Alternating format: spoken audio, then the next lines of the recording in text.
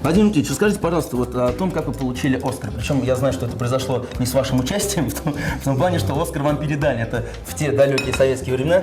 Ну, прежде всего, было, конечно, чувство обиды, и обиды даже не за себя, а за страну. Потому что я с этим разговором пришел к нашему министру и сказал, что даже плохо было бы, если бы получал советский режиссер, получал бы эту премию, а не вышел бы атташе по культуре, который получил, и который потом много делился воспоминаниями, как он сидел, как он волновался, как он вышел.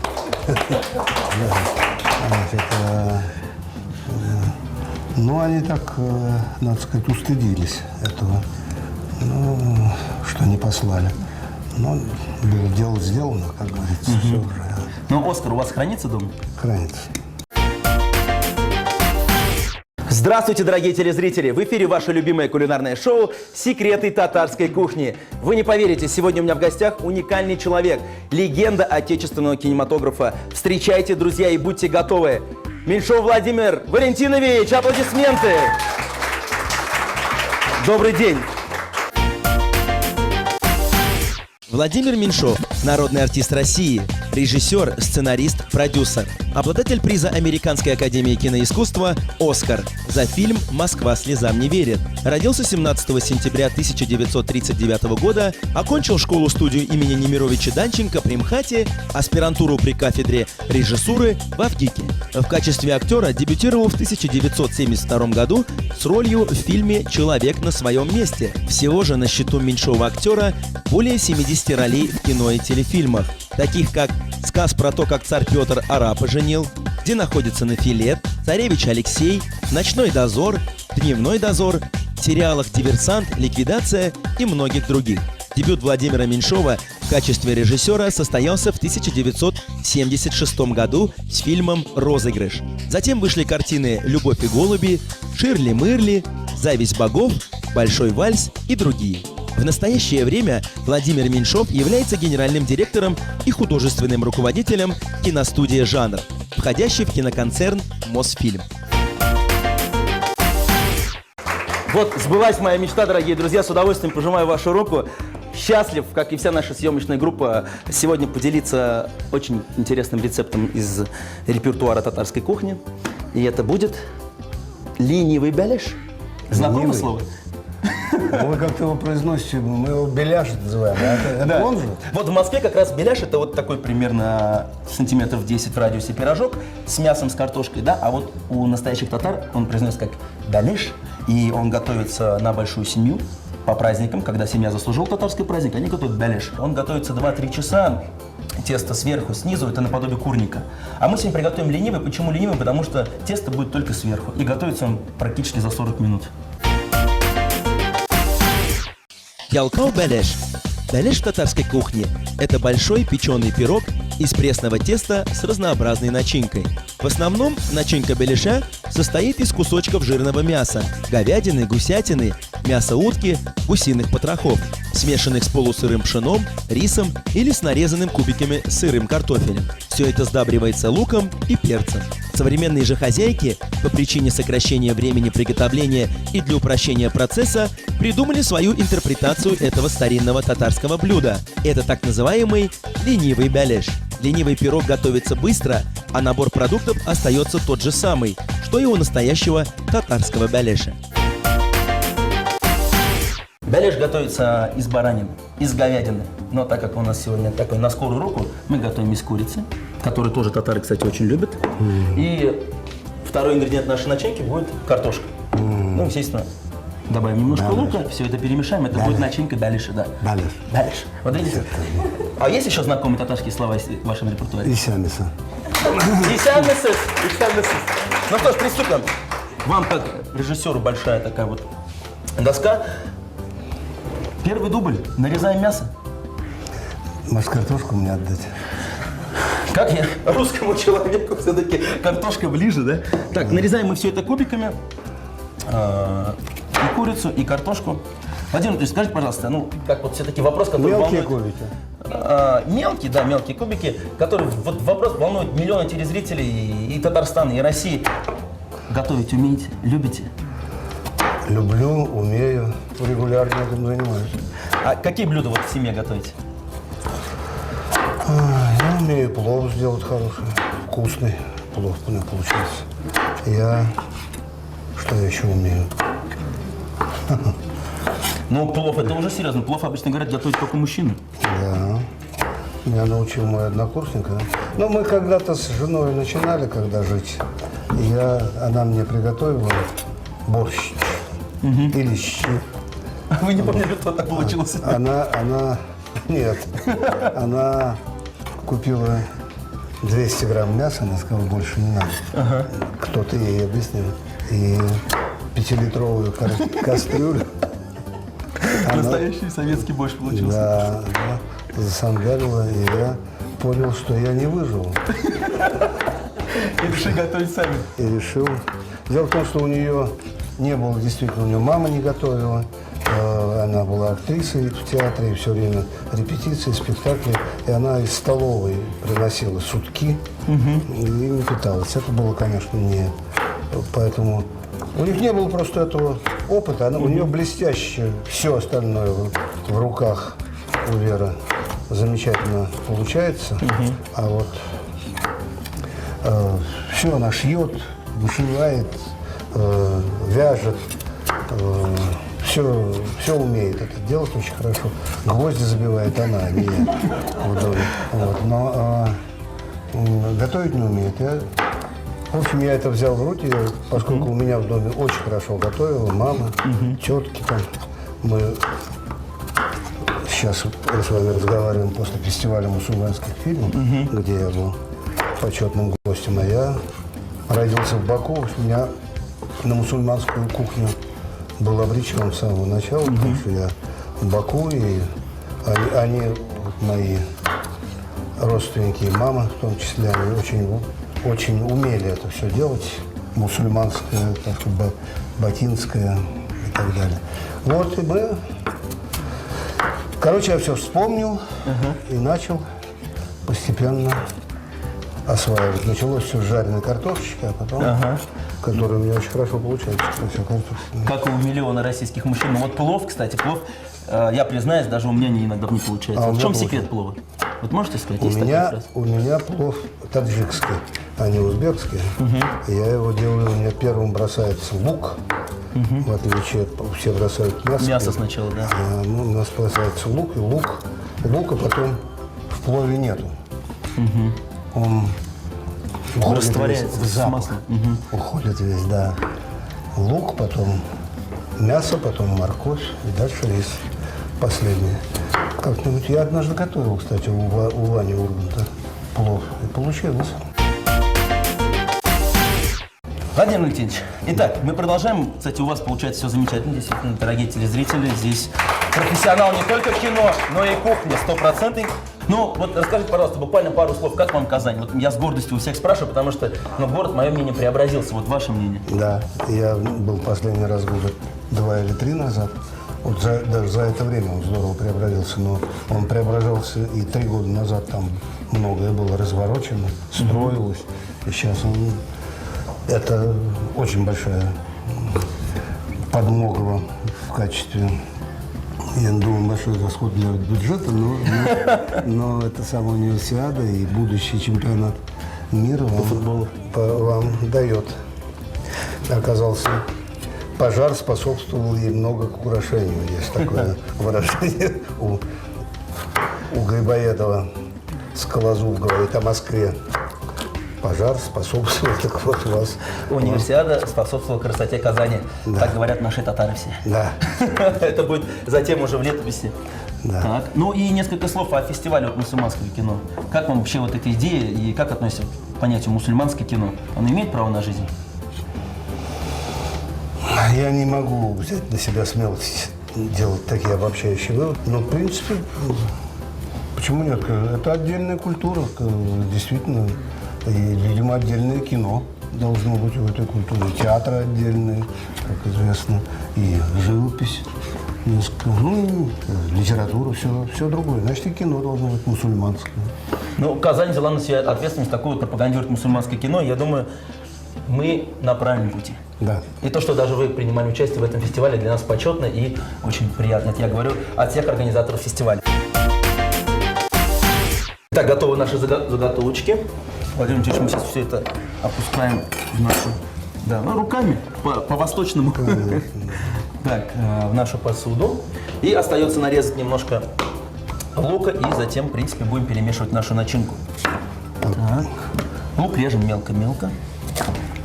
Так, вот, отлично. Ага.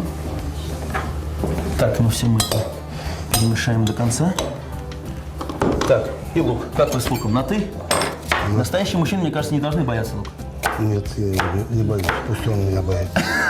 Владимир Ильич, скажите, пожалуйста, вот как актер, вот сцены, когда приходится плакать, вот используется лук, нет? Особенно, вот, может, мы в молодости, когда снимали кино, было Нет, такое? сейчас уже есть более хитрая. Ну, что-то в молодости. Ну, но всё раскройте равно, секрет. да. Вот сейчас, например, что используют?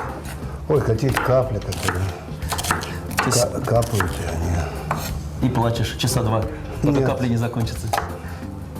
Ну, а как вот все-таки отличается вообще вот подход к съемкам в советском кино и сейчас вот современном? Вот как, вы же спрашивали, как режиссер. Ну, принципиально нет. Просто тогда было гораздо больше света, гораздо больше Техники, да? приготовлений. Значительно, план был значительно меньше. Сейчас дошли уже на телевидении и снимают по 10 минут полезного времени. Это совершенно не... То есть одну часть, 300 метров. Так вот, это неслыханно. В наше время снимали. Ну, это уже потому что, во-первых, снимают уже не на пленку, во-вторых, да, на цифру. Короче говоря, это сильно изменило ситуацию. Ну, вот как вы думаете, почему сейчас нет таких фильмов, да, я говорю про отечественный кинематограф, вот который пришел в кинотеатр, да, хорошо, да, понравился, но вот второй, третий, особенно третий раз уже смотреть неохота. А ведь фильмы, вот, которые раньше были, особенно множество фильмов с вашим участием, ведь их даже сейчас молодежь смотрит по несколько раз и с удовольствием. Вот почему это потерялось, как вы думаете? Много чего потерялось за это время. Другая жизнь пришла, что же ее сравнивать. Нету тех общественных потребностей в кинематографе совсем другого рода сейчас. Поэтому тогда для нас окно было в мир кино, а сейчас этих окон и форточек очень. То есть это больше сейчас как бизнес, да? Ну да, честно говоря, да. Кинематограф стал уже бизнесом большим.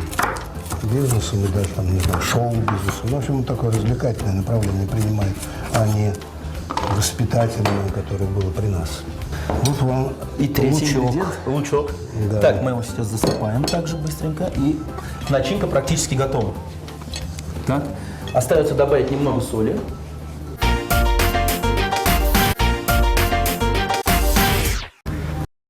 Мы продолжаем готовить замечательное татарское блюдо ялкау бялиши, ленивый бялиш. И, дорогие друзья, по вашим глазам вижу, что сегодня с нами та самая легенда отечественного кинематографа Меньшов Владимир Валентинович. Спасибо еще раз. Спасибо. Вот прям я чувствую, что блюдо сегодня получится у нас очень-очень вкусным. И Я чувствую, но давайте скорее. уже хочется попробовать. Да. Владимир Валентинович, сейчас мы переходим к тому, что, чего, как вы уже по секрету мне сказали, вы боитесь к тесту. Да. Тесто, ну на самом деле, Нет вот опыта. прелесть этого блюда, то, что тесто готовится исключительно из муки, майонеза и яиц. И можно приготовить его, мне кажется, любому мужчине, не боясь, что результат не получится. Так, 4 яйца. Так.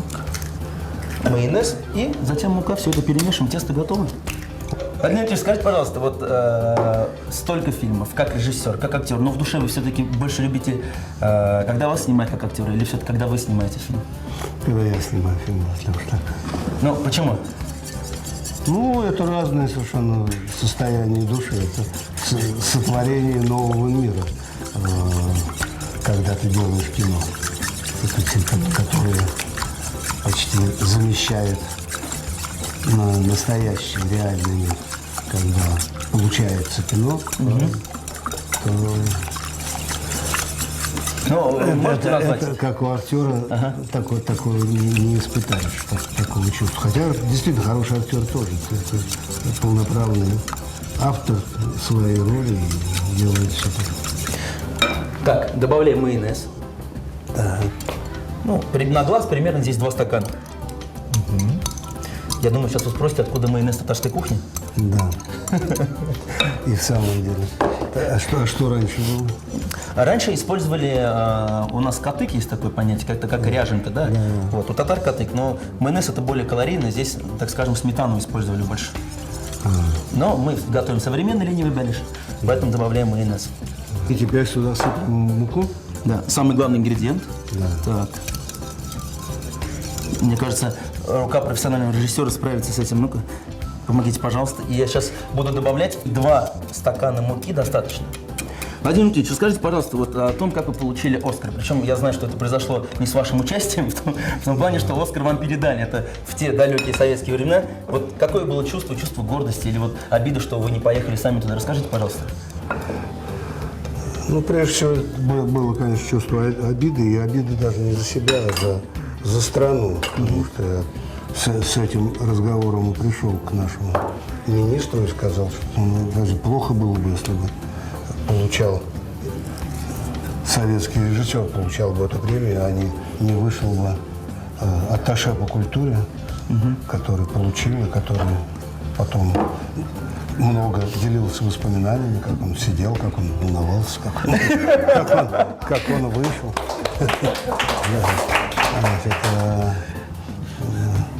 Ну, они так, надо сказать, устыдились этого, что не послали. Но дело сделано, как говорится, все уже. Но «Оскар» у вас хранится дома? Хранится. Так, получилось у нас практически тесто. Я думаю, сейчас мы перейдем к финалу и будем делать настоящий ленивый беляш. Да давайте. Финал нашего. Заливайте. Так, мы добавляем немножко подсолнечного масла. Так. Всего лишь? Всего лишь, да. Немножко, чтобы картошечка и наше мясо не пригорело. Напоминаю, блюдо очень простое, Владимир Ильич, поэтому оно и готовится, и называется ленивый беляш. Никакого теста внизу. Так, все это равномерно сейчас я распределяю. Владимир Ильич, вот интересный вопрос. У вас вся семья, все актеры, таланты. Вот как уживаетесь-то? Тут не мешает это все-таки работам? Помогает. Помогает? В каком, вот, советуете ли там, я не знаю, И дети? советуем, и говорим друг с другом, и рецензируем. И не дай бог, как строго, кстати. То есть и критики там взаимно относятся нормально, да? Более чем. Ну, сейчас привыкли, а раньше не могли привыкнуть. Обижались? Дело там. Я помню, Юлю мы так, когда научилась, такие давали ей резкие оценки, что она еле выжила, так сказать. Ну, то, что ваша дочь Юля вот пошла по вашим стопам, это все-таки ее желание или вы направили? Нет, мы не направляли. Ну, а у нее не было выбора. Она с 2 месяцев за кулисами театра росла. Поэтому... Ну, не прогадал. Так, и один из последних секретов нашего блюда. Да. Мы заливаем тесто сверху нашей начинки, и отсюда фраза ленивый. То есть не раскатываем тесто ни в коем случае, а просто заливаем и равномерно его распределяем. Кошмар. Кошмар. Какая лень тогда, действительно, уже выдающаяся. Даже не раскатать. Так, вот так вот все это делаем. И блюдо готово к тому, чтобы отправить его в нашу печь на 40-60 минут. Но смотрим ее по готовности. И затем с удовольствием, с хорошим настроением. А если бы это была баранина, то на час вот такое. Я, в принципе, такое тесто я приготовить смогу. Ну. Сейчас проверим, что получается в итоге. Ну что, дорогие друзья, эксклюзивный чудо ленивый беляш от Владимира Валентиновича и Руслана Шарафутдинова отправляется в печку на час, и мы будем пробовать его.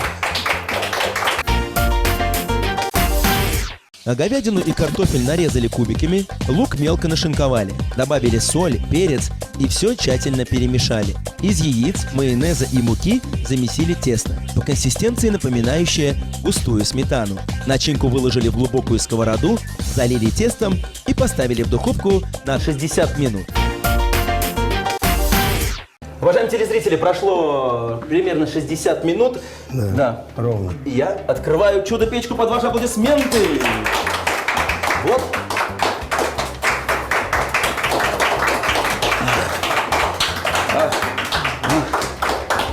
А вы не верили.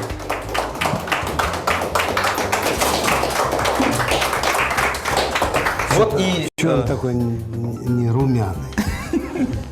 Бледный. Я бы не сказал, что совсем бледный. Вот такой типично татарский оригинальный бялиш. Понимаете, он не может быть румяный, потому что он скромный, он ленивый. Ему лень было, понимаете, проходить это Румянец, Да, зато видите, вот сверху мы его полчаса назад потерли маслом, поэтому получился очень так аппетитненько. Но, надеюсь, вы знаете татарскую традицию, даже если не вкусно, татары говорят вкусно. Надеюсь, Владимир Владимирович, вы поддержите эту давнюю традицию. Итак, Мы от нее в Москве отказались. она к нам с И удовольствием говорим пришла. только правду.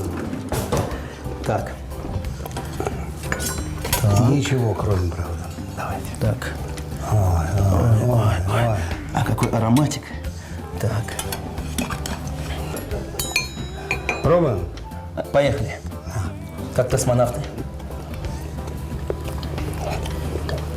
Не судите строго, Владимир Владимирович.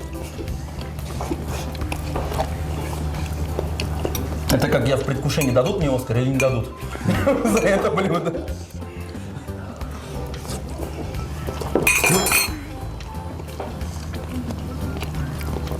Забаральный был вкуснее. Ну, и так хорошо. Дорогие друзья, поверьте, это слово многого стоит лично для меня.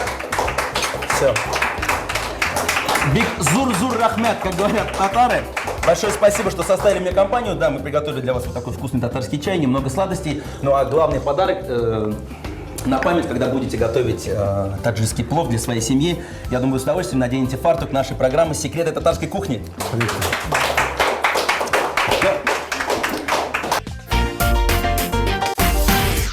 Так не хочется... Сейчас Владимир Ильич так хочет сказать, что у меня в запасе есть еще пара блюд. Друзья, эти объятия многого стоят. Меньшов Владимир Валентинович сегодня, уникальный случай, был на нашей татарской кухне. И ему понравилось наше блюдо. Смотрите нас каждую неделю. Сау булак, достлар. До новых встреч.